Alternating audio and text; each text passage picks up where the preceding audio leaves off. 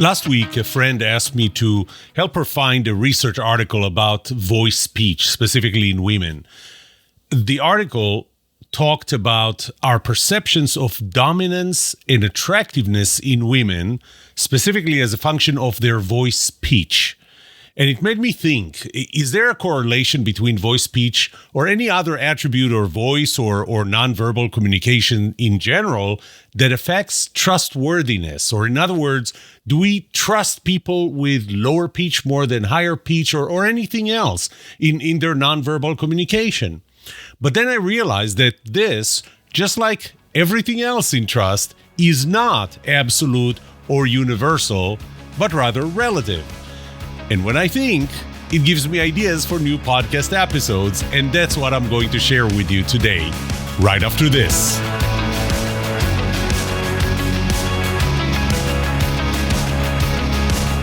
Welcome to The Trust Show. I'm Yoram Solomon, your host, the author of the Book of Trust, and facilitator of the Trust Habits Workshop.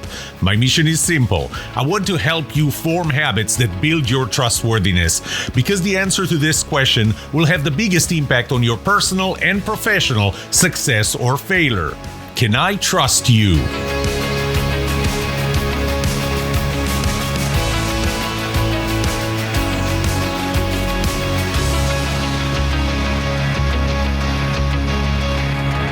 I'm going to start with repeating a few things from my relative trust model, and specifically that we trust people based on who you are and what you do. And the who you are part is based on research that I've done on you. Maybe I checked your profile, LinkedIn, Facebook, or anything else, so or any other source. So I did some research on you. Who you are can be transferable. So what other people tell me about you, and if these are people that I trust and they tell you that they know you and give me certain attributes about you, then I will trust them and it will add to what I know about you. What I know about you helps build the beginning level of trust when we interact. So before we interact, the first time I meet you, the first time I see you, my initial level of trust could not be zero, but rather based on who you are or what I know about you or what was transferred to me about you. Who you are is slow to change. It takes a long time for me to think that you're somebody else. Kind of reminds me of a very famous quote from Maya Angelou that said, when people show you who they are, believe them the first time. But, you know, we kind of do believe in that, and we believe in you can't teach an old dog new tricks, and people don't change, and their true colors come out, all those maxims, all those words. So it's very slow to change. My perception of you is slow to change, and it does set the initial level of trust that I have in you when I start interacting with you. But that's not what I'm going to focus on today. What I'm going to focus on today is the what you do. And what you do is what you do during the interaction with me. This cannot rely on any research because I'm not doing research. I'm right there with you in person. It does not rely on anything transferable anymore. I may be validating things that other people told me about you, but it does not rely on that anymore. Now it relies on first-hand impression. It relies on what I hear, what I see, my gut, what my gut tells me. It's a first-hand impression. And it is changing much faster. Every little thing you do builds or destroys the trust that I have in you, or your trustworthiness, in my eyes at least. So it changes much faster. And it affects the level of trust that I have in you at the end of our interaction. So when I leave you, when we part ways, this is what determines the level of trust at the end. So the level of trust at the beginning of our interaction is based on who you are, what I know about you, what people told me about you, research I've done. But the end of our interaction, the level of trust I have in you, relies on what you did during that interaction based on my first-hand impression.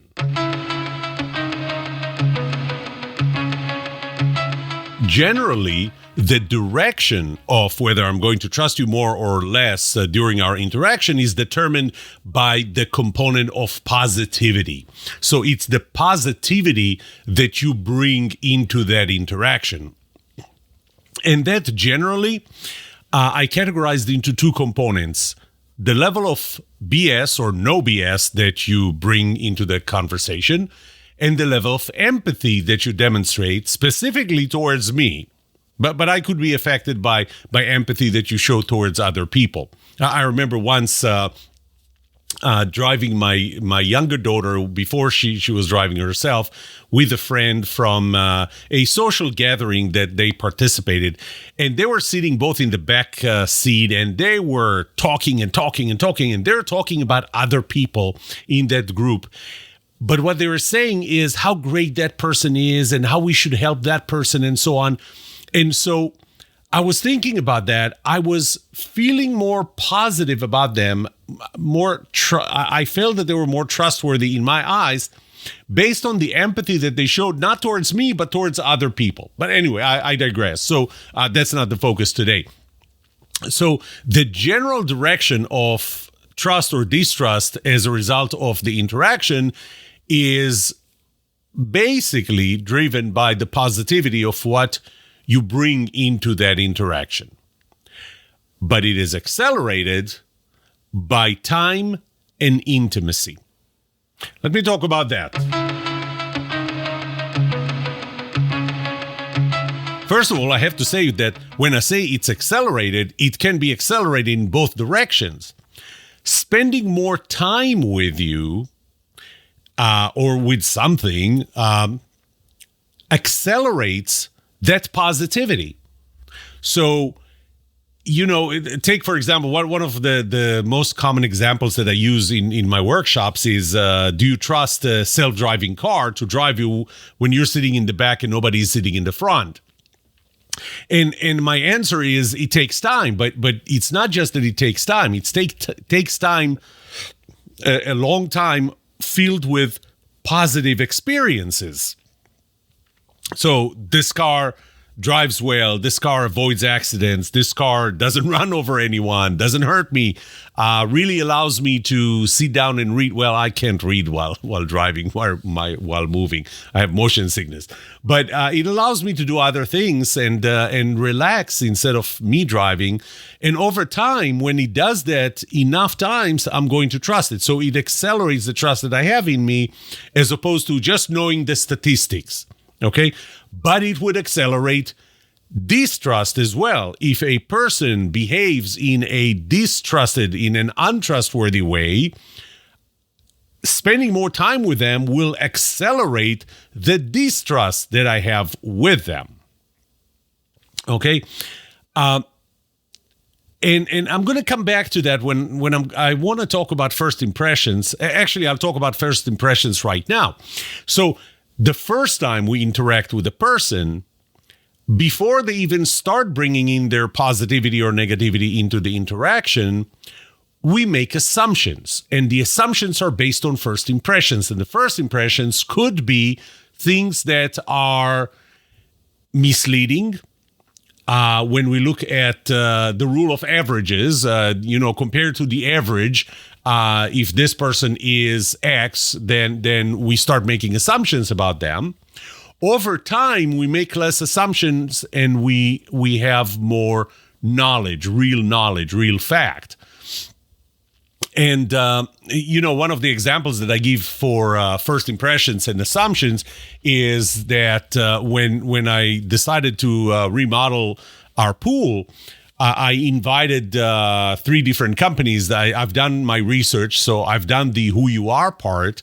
But then as they walked in, 3 of them came with 3 different cars. One of them came up with a beat up old Toyota. I think it was a Corolla. It was rusted. It was beat up. It was old, obviously.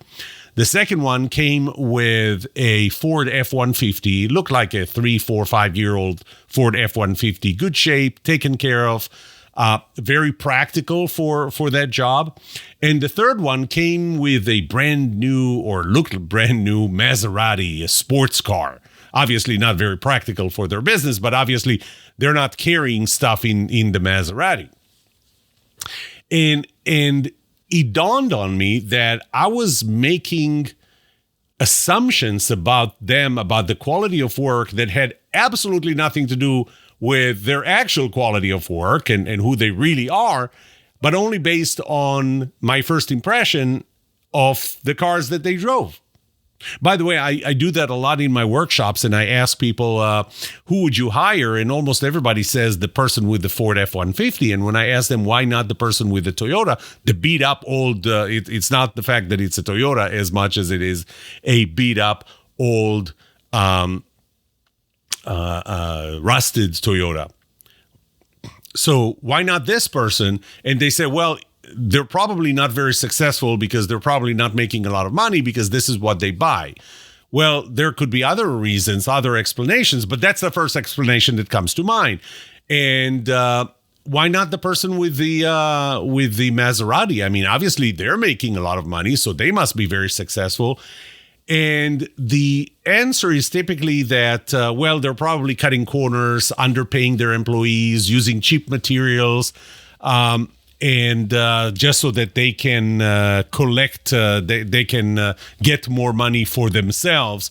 And look at all, and there could be completely other reasons why that person is driving a Maserati, including that it's not their car and they're borrowing it from a friend. But we don't even make that assumption. We assume who they are based on that first impression. Okay, the reason we need those first impressions, or not the reason we need the first impressions, but the reason we turn those first impressions into assumptions is because our brain, to feel safe, needs a certain amount of information, especially when it comes to other people. Because, and this goes back to very early ages, very early times in history, where we needed to know if the person coming here is going to kill me or trying to kill me or not, and I don't have a lot of time to make that decision. So first impression translates into assumptions because I need a certain amount of information, specifically, are they coming to kill me or not? So we need a certain amount of information to feel safe, or that we're confident we know what we're facing. And if we don't have that level of information in the form of facts, then we are basing it on assumptions based on first impressions.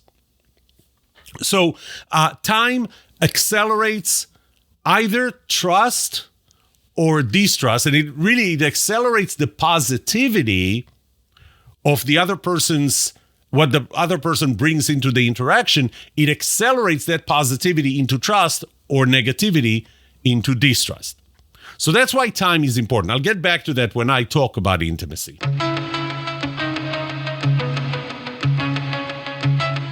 When I say intimacy, there are many ways to interpret the word intimacy, but really what I talk about is how much do we get exposed to the overall behavior of the other person.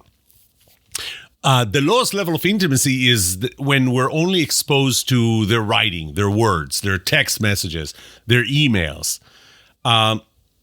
We are building in our head, we're building an image of that person and their character and other attributes that they might have based on those words. But we have to keep in mind that those words actually represent only a very small part of their personality. But the other thing is, always keep in mind that you can edit messages. Heck, you can use AI. Well, you can use AI for tone of voice and body language as well, but that's besides the point. But do you really get enough information about them from their words only? So the more intimate we are with them, and again, the way I refer to the word intimacy here is, do we get to hear them, not only get their words, but actually hear how they say those words? Do we get to see their facial expressions and maybe their overall body language? So the more of that we get exposed to, the more we accelerate and decelerate trust, or accelerate trust or accelerate distrust. Now, there are two ways in which this gets affected.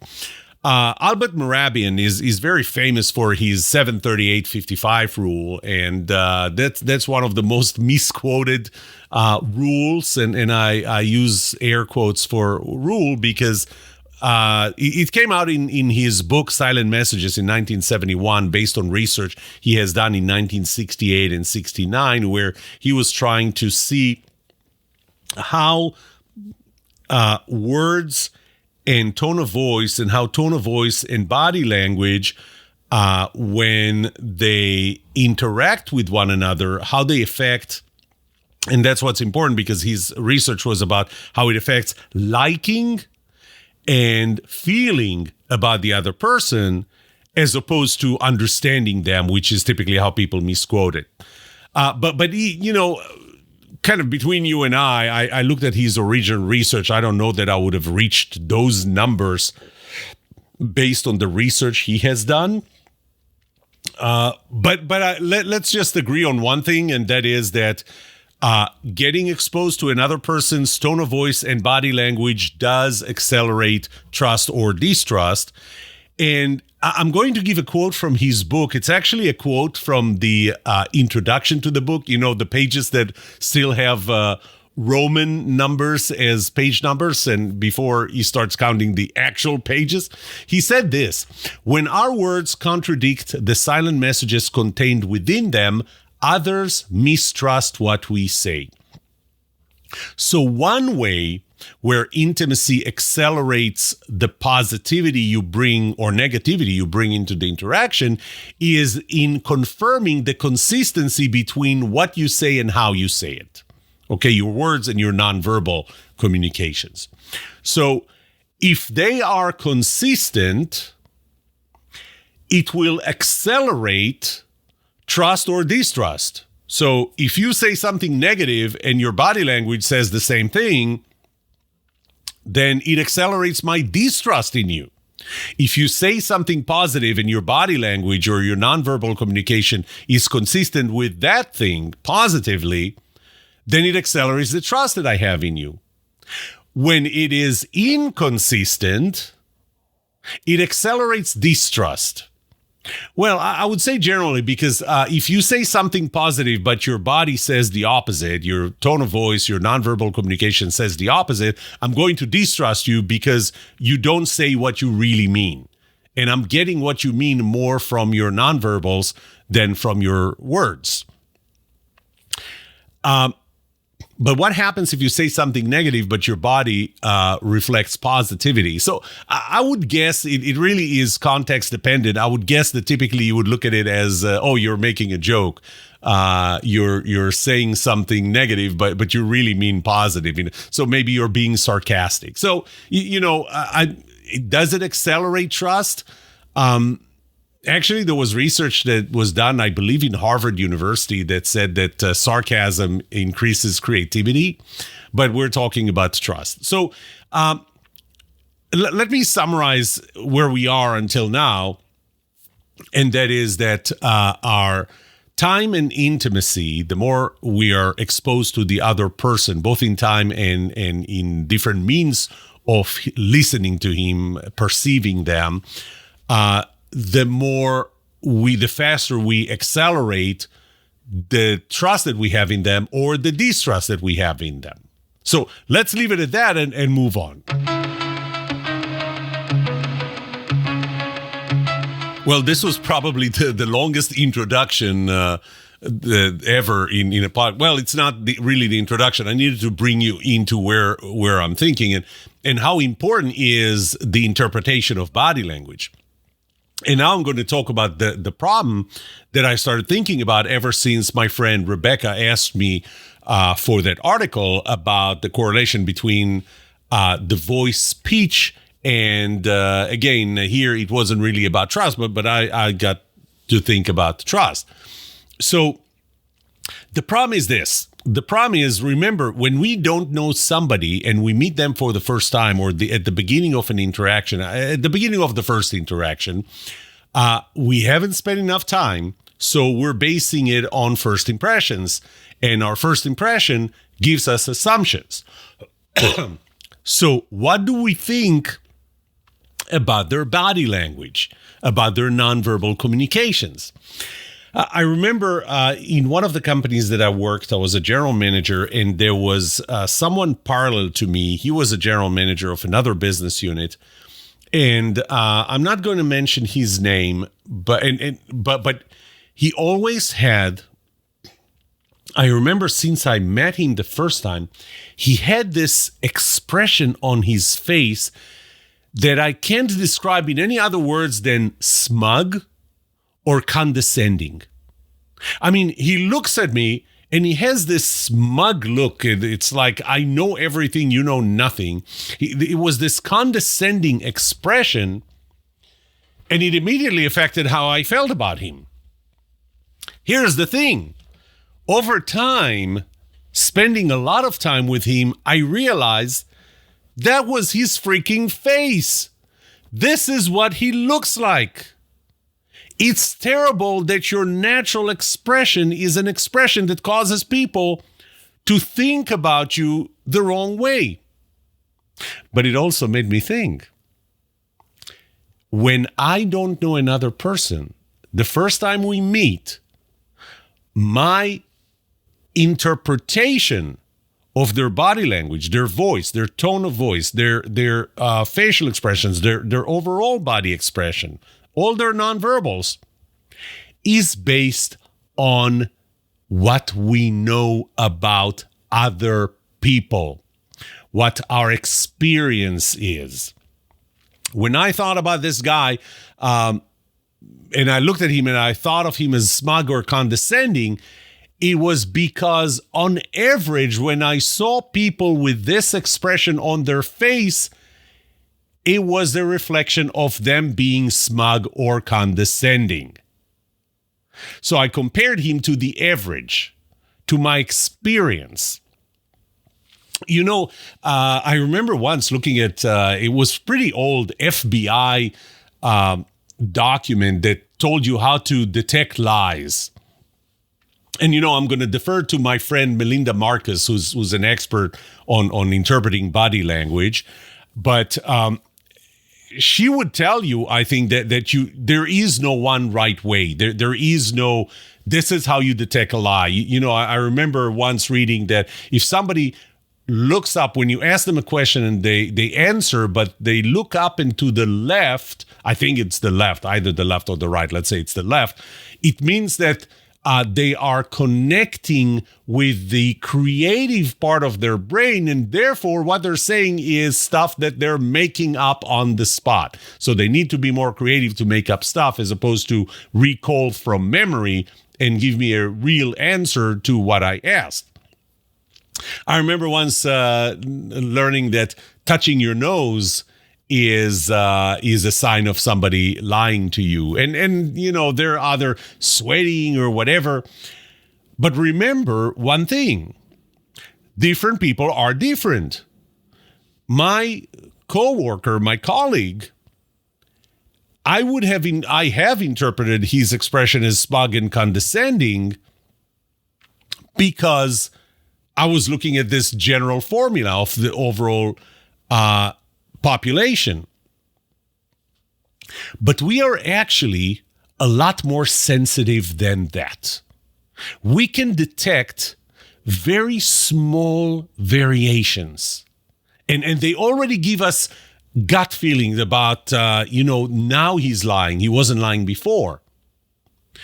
But in order for us to be able to do that, we have to build a baseline of that specific person's behavior and then compare their current behavior, their current body language, their current nonverbals to that baseline and not to the average.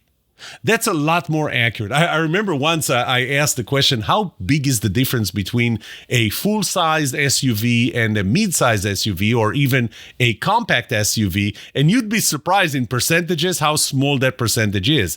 But to us, it looks big because we are looking at things in a very relative manner, which is one of the foundations for my whole unique perspective on trust. The trust is relative. Let's, I'm going to throw numbers. Let's say that for a certain expression, facial expression, for example, or tone of voice or whatever, let's say facial expression, the average of the population is a 6. On a scale of 1 to 10, it's a 6. That's the average. I'm meeting someone, that person shows that expression at 5. And let's say that 1 is negative, the most negative, 10 is the most positive, average is 6, and I see a person with a 5. The first time I see them, I compare them to what I know about this expression from other people, like universal, absolute. So they're 5, and therefore I interpret them as negative. That's why I interpreted my colleague's expression as smug and condescending, because I didn't know him yet. It was relative to other people that I do know. Over time, we may realize that that person, on average, without any special facial expressions, nonverbals, is a 4. Even though the population average is 6, that person is a 4. And therefore, whenever you see 5 on their face, that's a positive sign. But for that, you have to know them. And again, why is it that we jump into interpretation based on what we know about other people, about the average? Because the first time we meet them, we need more information. We don't have that information as facts, like the baseline of their behavior, nonverbal behavior, and expressions and tone of voice. And therefore, we take our first-hand impression, which is compared to the average, and we make assumptions based on that. Okay, takeaways. This is the so what, who cares? So the first thing you have to do is realize that subconsciously, your impression of the other person's nonverbals, body language, tone of voice, facial expressions, that impression does affect whether you trust them or not, and even accelerate the trust or distrust that you have in them. But you have to keep in mind that the first time you meet them, you don't really get the subtleties of this person's behavior and nonverbals, because you don't have a baseline for them. So the first step, I often quote this opening line, or one of the lines from the pilot to one of the best TV shows, the newsroom, where they said that the first step in solving any problem is recognizing there is one, or that you have one. So start by recognizing the fact that when you meet a person, your interpretation of their body language is based on other people and not on this specific person. So start by being aware. Number 2, now that you are aware, do not rely on your interpretation of nonverbal communications and the consistency of that nonverbal with what they're saying. Just don't rely on it.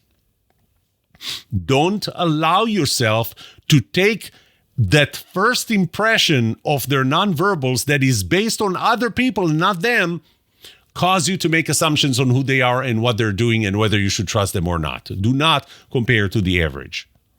So when you first meet someone, if you're not sure about what they're saying or whether you can trust them or not, just ask more questions, rely more on the actual words that they're using initially. But then over time, make sure that you do establish a baseline for their nonverbals. And remember that their baseline is not what everybody else's is. And only once you have established a baseline of their nonverbals, and when they are consistent or inconsistent with the words that they're using, their nonverbals and their words, only then you know that your assessment of that consistency or inconsistency is reliable enough to accelerate the trust or distrust that you have in them.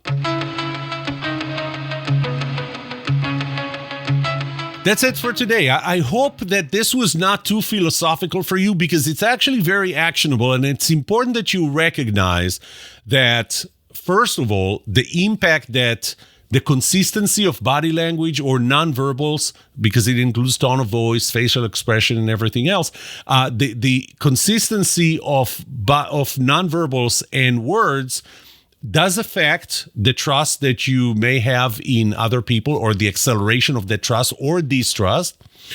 And it's important that you realize that initially, your interpretation, that unfortunately is typically done by your gut, by your subconscious and not consciously, that it is initially based not on that specific person, but on other people.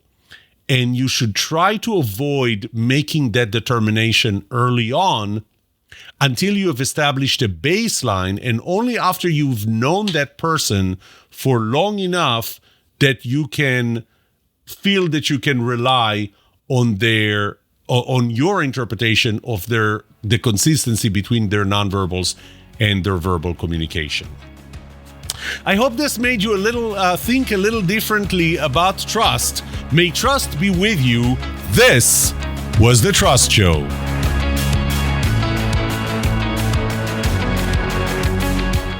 What would you like to know about trust and trustworthiness? Let me know and I'll answer it in a future episode. I would love to hear from you. Email me at yoram@thetrustshow.com. If you like this episode, subscribe to the show so you will automatically get notified when I release a new episode. Rate it. Write a review for this podcast, because those ratings help not only you, but also others looking for podcasts just like this.